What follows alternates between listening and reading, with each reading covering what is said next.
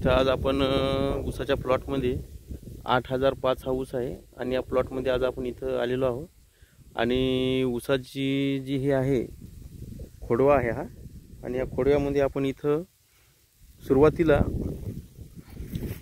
खोडवा गेल्यानंतर आपण त्याची छाटणी केलेली आहे। छाटणी केल्यानंतर फक्त आपण वर जे आलेले होते तुकडे, जे राहिलेला भाग होता तोडताना, तो आपण छाटून घेतला बुडापासून, ज्यामुळे आता इथं फुटव्याची संख्या भरपूर आली। त्याच्यानंतर पाणी वगैरे दिलेलं आहे आणि त्याच्यानंतर आपण इथं आता 1.5 महिना झालेला आहे आणि त्याच्या मध्यभागामध्ये जे आहे अंतर आहे हे 4 फूट आहे। आणि या 4 फुटामध्ये आपण इथं पंजी मारली आहे, छोटी पंजी ज्याला आपण तिरी म्हणतो। तिरी मारल्यानंतर आपण अशा प्रकारे इथं बेड पाडणे चालू आहे। परंतु बेड पाडायच्या सुरुवातीला आपण या तिरीमध्ये इथं खत फेकणं चालू आहे। यामध्ये आपण 10-26-26 एक गोणी, पोटॅश अर्धी गोणी, सल्फर साधारणतः 10 किलो अशा प्रकारे इथं नियोजन केलेलं आहे।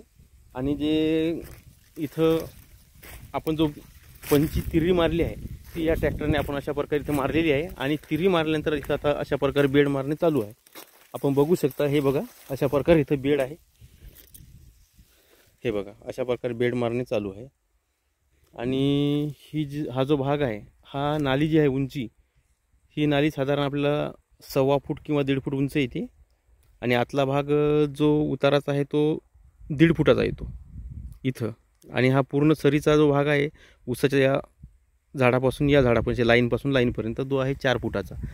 आणि आता एक इथं खत फेकल्यानंतर या भागामध्ये जिथं तिरी मारली आहे याच्यात खत फेकल्यानंतर अशा प्रकारे सरा पाडायचा आहे आणि नंतर याला आपण पाण्याचं नियोजन करायचं आहे। तर इथं खत पण फेकणं चालू आहे, आपण बघू शकता, हे बघा अशा प्रकारे आतमध्ये बकेटमध्ये घेऊन खत फेकणं चालू आहे। आणि त्याच्यानंतर पाणी दिल्यानंतर आपल्याला या ऊसामध्ये कोराजेन 6 मिली 15 लिटर पाण्यात टाकून आणि M45 40 ग्राम आणि क्लोरोपायरिफॉस 30 मिली अशा प्रकारे 15 लिटर पाण्यात टाकून फवारा पण द्यायचा आहे।